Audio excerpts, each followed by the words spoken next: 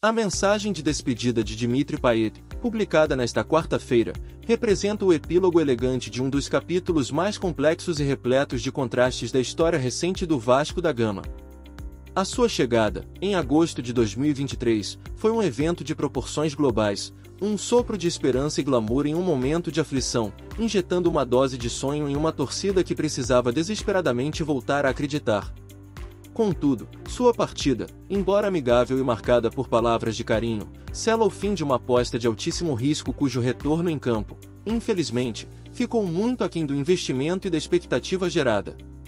É impossível analisar a passagem do craque francês sem dividir sua trajetória em dois atos distintos. No primeiro, em 2023, ele foi peça importante na heroica luta contra o rebaixamento, com lampejos de sua genialidade e gols decisivos, como os dois marcados na vitória crucial sobre o Bahia, que ficaram gravados na memória do torcedor. Naquele momento, seu peso técnico e sua experiência foram combustíveis para a reação do time.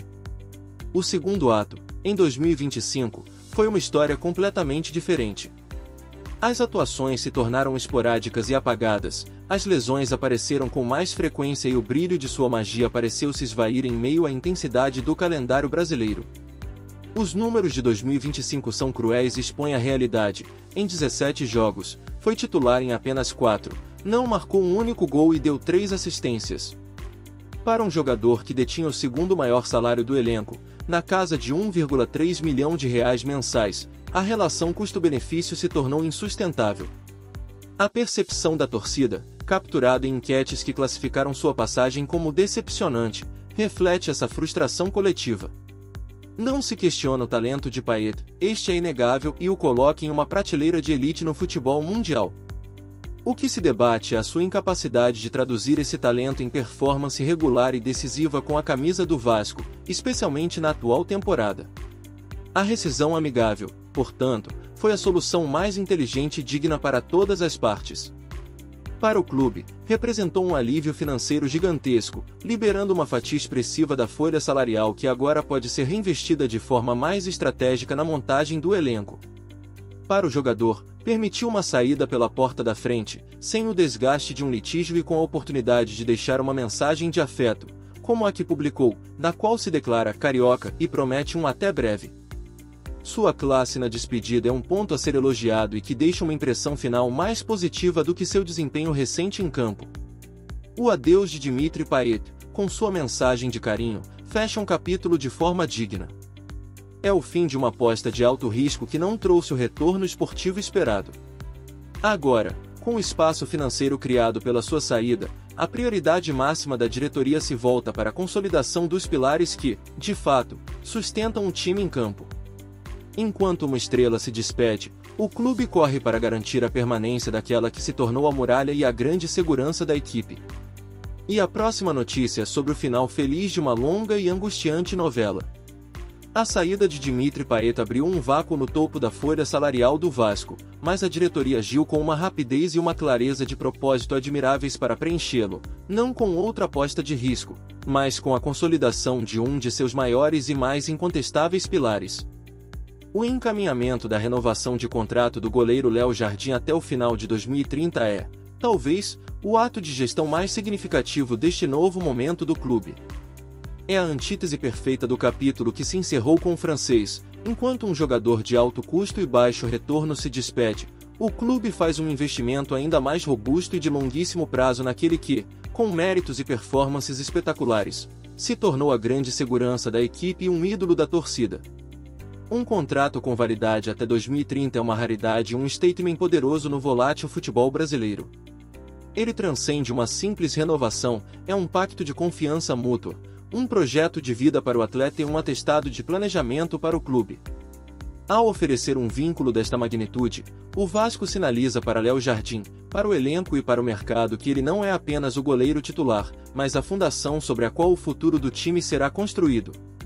A diretoria não está apenas segurando um bom jogador, está investindo ativamente na fabricação de um ídolo, dando a ele a segurança e o status para se tornar uma referência histórica na meta cruzmaltina, ao lado de nomes lendários.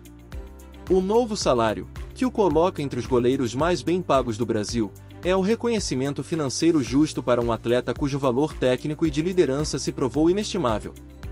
A trajetória de Léo Jardim no clube justifica cada centavo e cada ano deste novo acordo. Ele chegou em 2023, como uma das primeiras faces da então era SAF, e rapidamente se impôs com uma regularidade impressionante. Em um time que oscilou dramaticamente, ele foi a constante, o ponto de equilíbrio. Suas defesas milagrosas, sua frieza e sua notável habilidade como pegador de pênaltis foram decisivas em inúmeras ocasiões, garantindo pontos preciosos que se provaram vitais. O ápice de seu reconhecimento veio com a convocação para a seleção brasileira, um feito que não apenas coroou suas atuações de gala, mas também validou a aposta que o Vasco fez nele, trazendo-o do futebol francês. Ele não apenas correspondeu, mas superou todas as expectativas. Para o elenco, a permanência de seu paredão sob um contrato tão sólido é um impulso moral gigantesco. A defesa joga com mais confiança, sabendo que tem atrás de si um dos melhores goleiros do país, e todo o time se beneficia dessa segurança. A renovação de Léo Jardim estabelece um novo padrão de meritocracia no clube. A performance de alto nível, a dedicação e a identificação com a camisa serão recompensadas com estabilidade e valorização.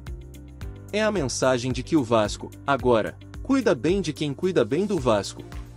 A renovação de Léo Jardim até 2030 é, portanto, um ato de afirmação. É o Vasco mostrando que sabe reconhecer e premiar a excelência, e que está planejando um futuro de estabilidade.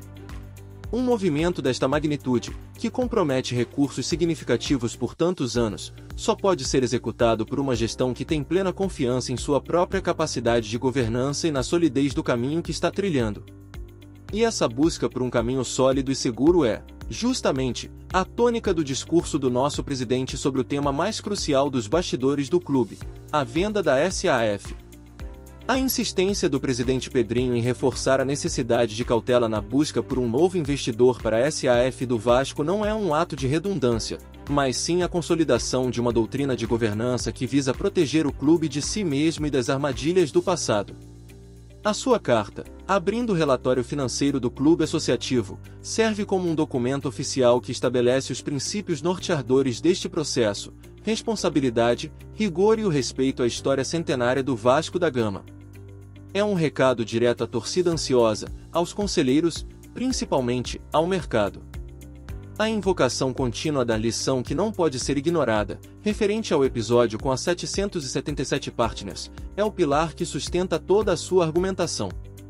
É preciso dissecar o que essa lição realmente significa. Não se trata apenas do descumprimento de aportes financeiros, mas de um choque de modelos de gestão, de uma falta de transparência e de uma desconexão profunda com a cultura e a paixão que movem o clube. O erro do passado, que Pedrinho se compromete a não repetir, foi a entrega cega do controle a um grupo cujas práticas e promessas se mostraram incompatíveis com a realidade vascaína. O processo rigoroso de avaliação que ele defende agora é a antítese disso, buscando um parceiro que ofereça não só garantias financeiras sólidas, mas também um projeto esportivo e institucional alinhado com a grandeza do Vasco. A frase-chave de sua carta, mais do que atrair capital, é preciso saber com quem se estabelece uma relação, redefine o perfil do investidor ideal. O Vasco não está simplesmente à procura de um cheque em branco. Está em busca de um sócio estratégico, alguém que traga o chamado capital inteligente, recursos financeiros atrelados à expertise em gestão, a uma rede de contatos global e, fundamentalmente, a um apreço pelo ativo intangível que é a marca Vasco da Gama. Rejeita-se, portanto, o modelo puramente especulativo, do investidor que vê o clube apenas como uma oportunidade de negócio a ser revendida com lucro em poucos anos. A busca é por uma parceria que vise a construção de um legado. Essa postura eleva a própria instituição. Ao se posicionar de forma criteriosa e exigente, o Vasco deixa de ser um mero objeto de negociação para se tornar o protagonista de seu próprio destino. Pedrinho reafirma que a soberania, a história e a imensa torcida do clube são seus maiores ativos e que estes não estão à venda. O que se negocia é a gestão do futebol, e o parceiro escolhido para essa tarefa terá que demonstrar ser digno da confiança de milhões de apaixonados. Essa valorização da identidade vascaína, mesmo em um momento de necessidade financeira, é um ato de coragem e de profundo respeito à história do clube. Esta filosofia de governança, de pensar no longo prazo e de proteger a instituição, é o alicerce para um Vasco mais forte. É o trabalho nos bastidores que cria as condições para o sucesso em campo, proporcionando um ambiente estável para que os atletas possam desempenhar seu melhor futebol. Contudo, nem todos os jogadores conseguem aproveitar essa estrutura, e problemas que fogem ao controle do clube, por vezes, podem impactar o desempenho individual. A próxima notícia aborda exatamente um desses casos, a situação de um atacante que, além de ainda não ter correspondido às expectativas em campo, agora enfrenta questões pessoais delicadas. A situação do atacante Lloyd Augusto no Vasco da Gama é um daqueles casos complexos que expõe as múltiplas facetas do futebol moderno, onde o desempenho em campo, o alto investimento financeiro e as questões humanas se entrelaçam de forma indissociável. A liberação do jogador para resolver problemas familiares é, em primeiro lugar, um gesto de humanidade e respeito do clube, um reconhecimento de que, por trás de cada atleta, existe um indivíduo com suas próprias batalhas. Contudo, é impossível desvincular este episódio do contexto esportivo e financeiro que o envolve, um contexto de frustração e de um retorno muito abaixo do esperado. Quando o Vasco anunciou a contratação do angolano em fevereiro, pagando cerca de 9 milhões de reais ao Alanyaspor da Turquia, a expectativa era a de que o clube estivesse trazendo um jogador pronto para agregar qualidade e desequilíbrio ao setor ofensivo. No entanto, o que se viu nos 3 meses seguintes foi um atleta com nítida dificuldade de adaptação, com atuações tímidas e que não conseguiu, em nenhum momento, justificar o investimento considerável feito em sua contratação.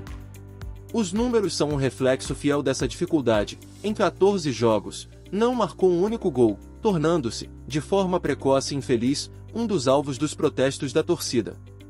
Agora, a sua liberação por questões pessoais adiciona uma nova e delicada camada a este cenário já conturbado. É um lembrete crucial de que a performance de um atleta não é uma equação matemática. Problemas familiares, a distância de seu país de origem e a pressão de atuar em um clube com a dimensão e a exigência do Vasco são fatores que podem impactar profundamente o estado mental e, consequentemente, o rendimento de qualquer jogador. A decisão da diretoria de conceder-lhe a licença é a atitude correta, pois coloca o bem-estar do ser humano acima do ativo.